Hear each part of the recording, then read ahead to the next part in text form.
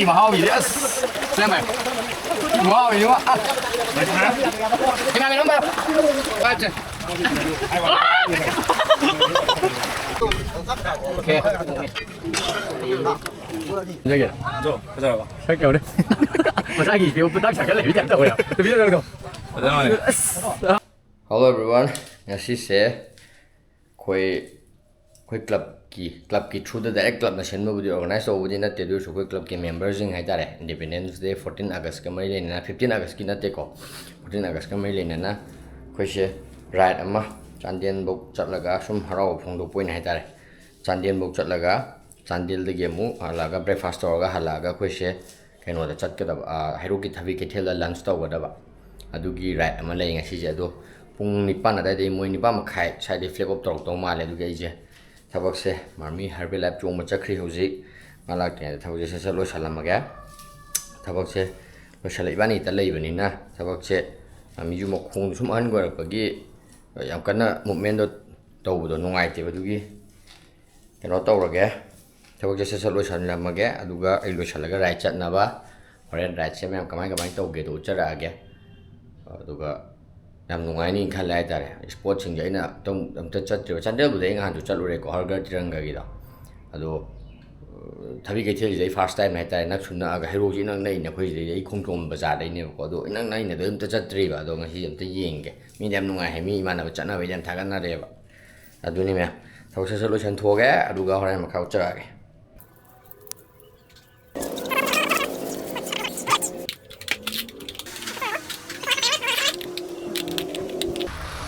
Thawal sala wasi pakai tau pakai zik ai rat kilo salur aga mungkin nuai tau maleng si raja ai chatning ma jaga moi ba inang na ju hero ki thabi ke thel em ta chatri ba na kap thau ra ga si ti yum je sem gi ai chai ri ta kai kai to san ri ri mom chong ga khang jan ti ho ji hu em thâu đục vào hậu rẽ rồi gì cũng để thâu đục được rồi đây nó mà cái front pilot hay tại đây nó sẽ xem mình này gì cũng để thâu đục rồi weather gì thì phát ra đây hey chết lâu bị weather này hey ayuk sih lagi yang sih dia ini nung manggadra nung tagadra kan này waterproof jacket jelai rin have sigi candil raji Makoi shi do ina ngai re chandel lom da chattu na adigi ada dum haigal labum se na khoi shi do ina ngai re se na sa da ngai re moi lak pa hu jala khre hu jik mathang mathang yok san ra ni lam na chat re thau ting nam ni ke do ni na yok sala e hu ji mathang mathang hu yok sala e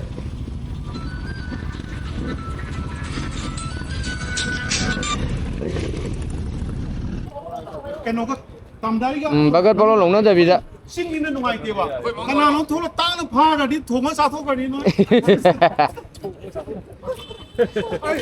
sao còn nhiều đâu mà thua 사전 연전날에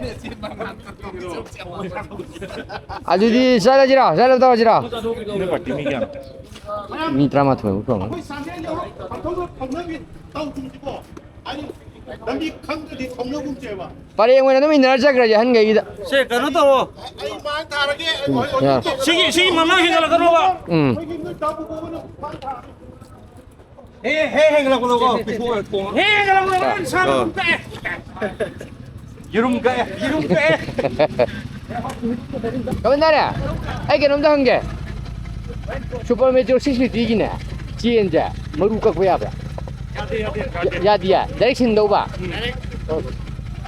아이 그래 정리ngay lại đến đây mayam bandari hay do hoziki do ni ko Royal Enfield ya iba mechanic ne mo je Royal Enfield je kolak padagi shema wa kangun ko haiba rồi thông nữa rồi thôi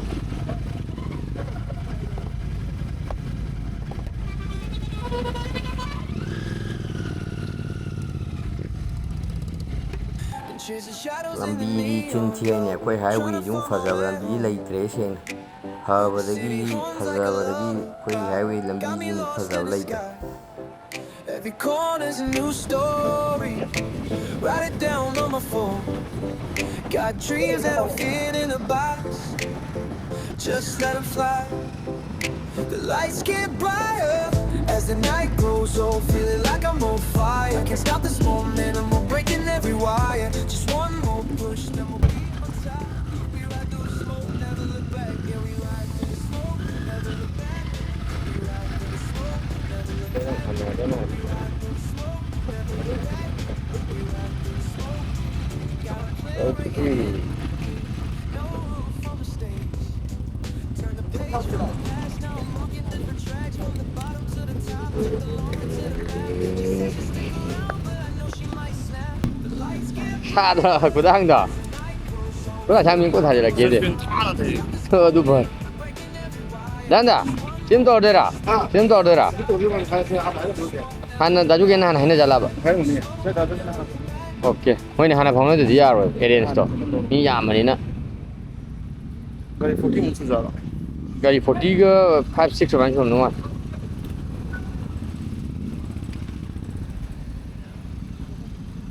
가리 một thằng phần này em, phần đây bây giờ này đâu gì? Hay với quạt cổng này cái gì? Cái breakfast này, cái phần này gì? Cái khám ấy, với chị đã. Càng khu hotel, cái này với chắc chắn rồi. Nhiều cái ngàn phải ôm ra thay quên. Càng khu hotel. Mấy mâm đi rồi. Mấy mâm này. Rồi, ha. Đúng rồi. Thả.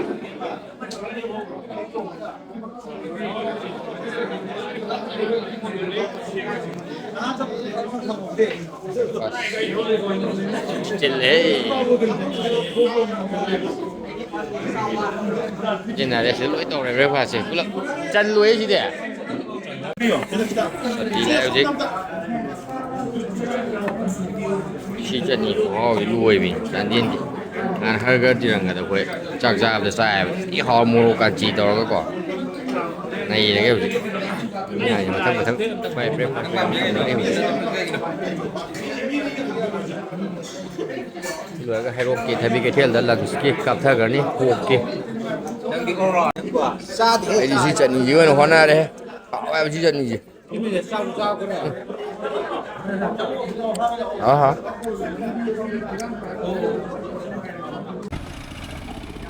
Cô leo dứt ra mà ba cơ, xa kia. Mà ba cô leo dứt, này pass đuôi đấy, để thay vì cái thiên cặp thơ cái này, vì cái thiên là lon spoon này, này rồi cái tụi ini tại mình lùi đấy, dứt, breakfast đuôi chả lẽ, mẹ một khống nữa tôi đây. Đây bà tao đâu cái này rồi. Cái tủ cái này ra, hero mấy cái vàng rồi đấy. Qua đây city thôi, qua cái ta city hồi rồi mà cái gì cái city biên giới gì đó ta.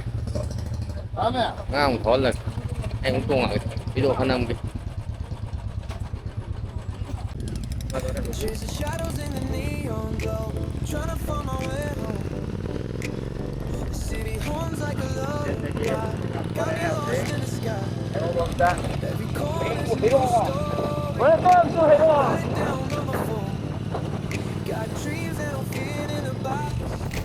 Mẹ một khối, giam bên sừng khá làm cho rồi bởi vì hero long gai, hero trong bom hay cha để quăng chừng long gai hay ta này. Đừng ngài để hay ta để môi làm bi, cho nên không nói được sửa người này tụt writer sinh gì nó phải sai được lắm ngài đấy quăng chừng bây giờ đã. Đang mình là cái nó một lần. Anh một số em đây thì hey, chăm mà bà. Chăm tara. Cái gì nó chăm tara hay gì là cái nó đâu về đâu, mình mình hiện về đó. Chúng mình thay cái số ngắn không được à?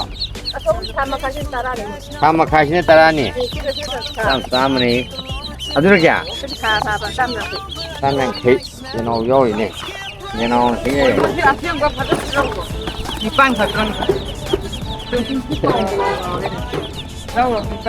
Ang ano masaga pa kaya kaya kalimba. Ano masaga ka pa kaya ba?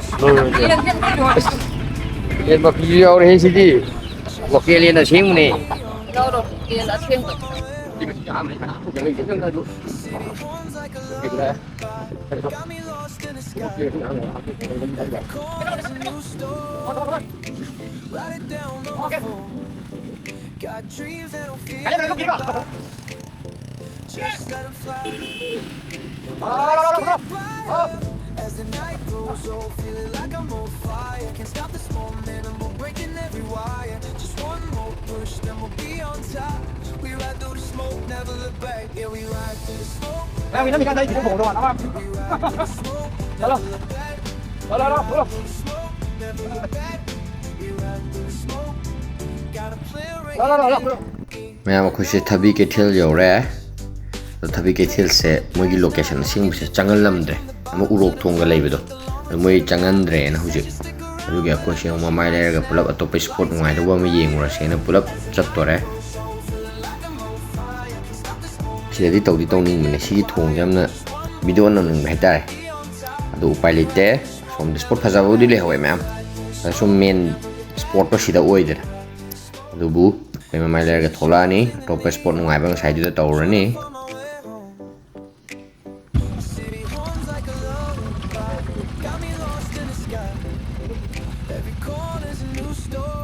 Ô. Write it down on my phone. Got dreams that don't feel just let them fly. The lights get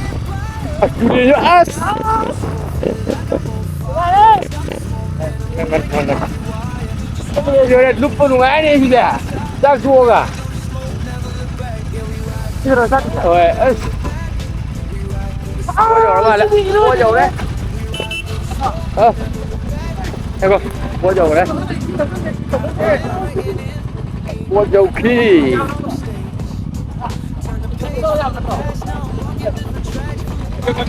시대라. 보자 우리 시대는 대 시대 월 원영 우리 누가 저기는 너 가져가. 할게요. 마사기 비오 딱 잘 갈래. 이제 안 떠오래요. 또 비벼도. 잠깐만요.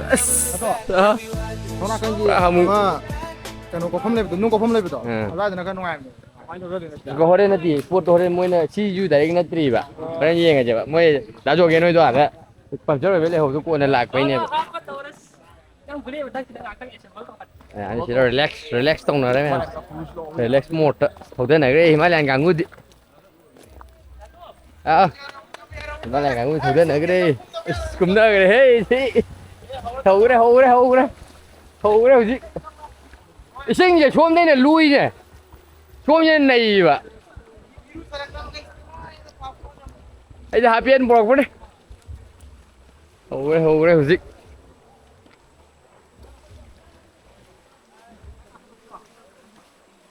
Ngoài này sai tụi luồng thố tùm này của tí ngoài này gì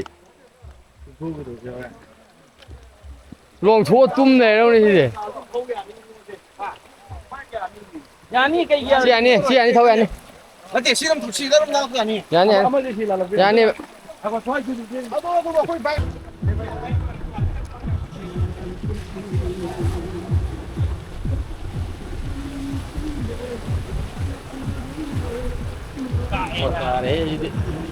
đây terima kasih dia.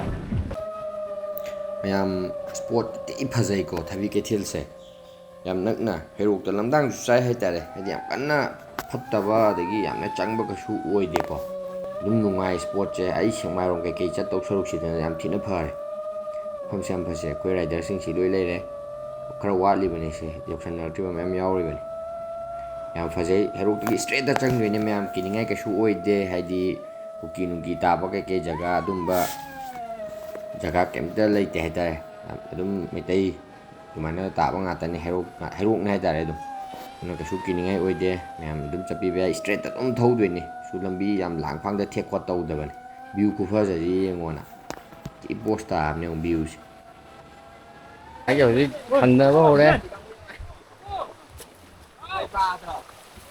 đi cùng mình đi có sao rồi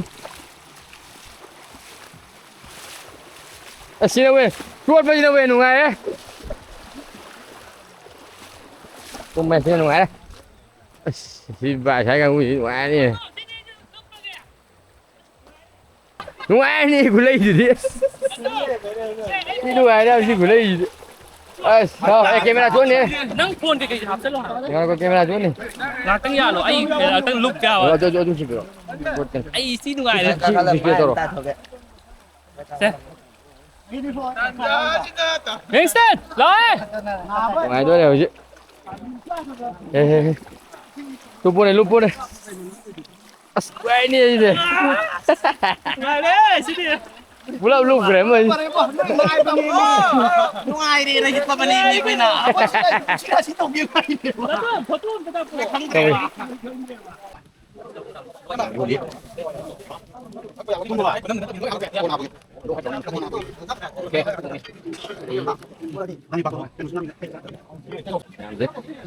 Một lagi gì?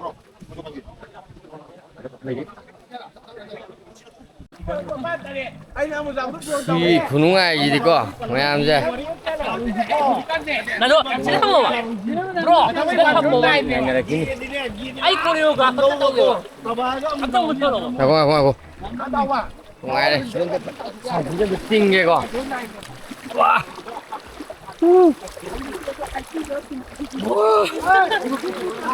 à gì của nó ngại gì ôi bà ôi ông ơi bấm chơi muốn lấy đi ông ơi bấm chơi 나 멈핑 그래 놓지다. 나 멈핑에 너네 돈 열심히 왔어. 나 멈핑 생각해. 같이 자니 지 가만히 가만히 떠오게. 하. 같이 자니 지 가만히 떠오게 봐. 자니 뭐 가니 자니 빨리 우리 주세요. 동화해 보고. 스포츠 용어로 TV 맵. 와일 따라가 띵머지디 누가이니 와일 따다가 미디 캉가. 생각내고 미한다 예물 완데 거기다. 맞아. 제가 소마이는 와일 따라가 시기 보시디 누가이니 거. 네 갑도 가이 봐. 누가이로 해봐. 갑도. 혹전 비강 이 봐. 혹전 비강 이 봐. 너 지금 mấy ngô là cái gì mà mới dầu quá đây. ôi vài. 신경 잘하긴 인 거. Ngoài ra ai còn ngon chưa này? Ai còn ngon? Ai ya? 실루프라. Tao quên đi gì? Lúc bây giờ rồi. Thế xí bẹp thế, thôi phẩm mà cái sa cái mà hao gì đấy, xem bẹp. Wow, gì đó à? Cameraman không bao? 카메라맨 러. đi dưới pha. xe. Wow, gì đấy? Ai lúc mà tôi ra rồi, chân tao rồi. Đây xin ạ. ngoài mình như xe. Bạp xe. Bẹp thế.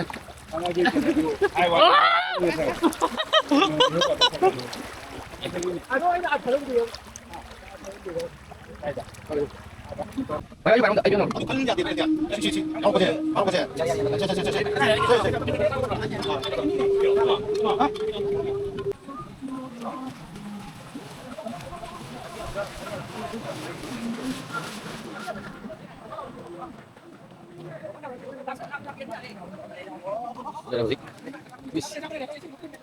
Cái nồi chiên ra rồi. Sao đi mà chim đâu mà đấy. Urun sao kìa, sao nhanh. Chị, cái có gì đang ăn thăng kìa cô. Được. Ok. Đây chị thêm đi. Ta salad thì nó đây chị biết mà. xin đồ. Trên đời cái này. Mày ăn xe phải nắm tàu chứ này. Ui.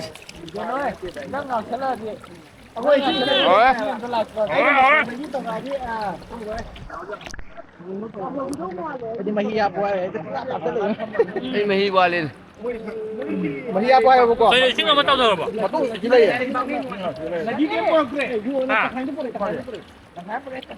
가자. 더 먹게. 더 먹게. 야마 더 먹게. 간다 저러고. 아 고해. 더 먹게. 이 정도면 잘못 아니 보이. 그래도 이게 가른다고. 막내 그거는 또 우리 ꯏꯁꯤꯡ ꯃꯌꯥꯏꯗ ꯈꯣꯡꯗꯗꯤ ꯆꯠꯂꯨꯒꯦ ꯈꯣꯝꯃꯒꯦ ꯍꯣꯏ ꯐꯔꯦ ꯐꯔꯦ ꯊꯕꯛ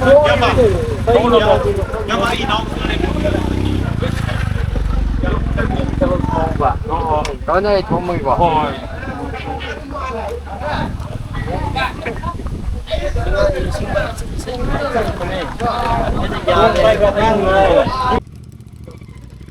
thôi hầu giết cá gu bên lề hầu đi hả thôi lẹ